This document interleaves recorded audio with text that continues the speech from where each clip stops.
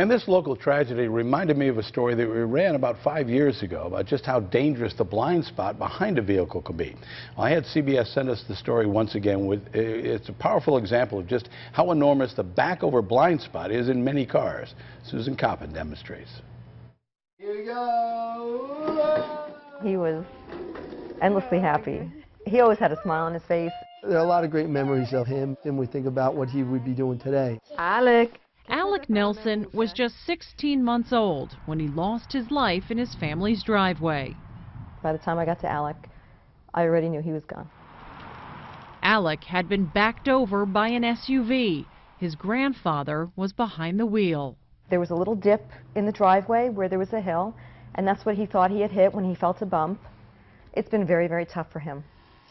In 70% of back-over accidents, it's a family member who's driving.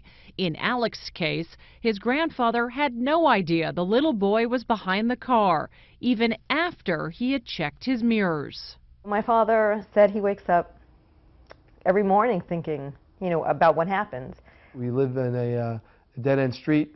Purposely we thought it was a very safe place for our kids to raise them.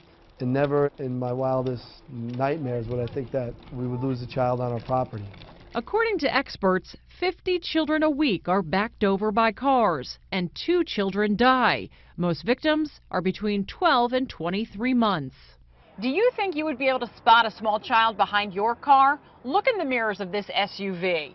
Nothing out the back, nothing out the side. But take a look at this. We have more than 60 kids sitting behind our car.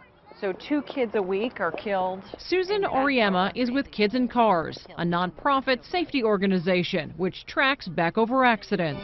Don't back blind.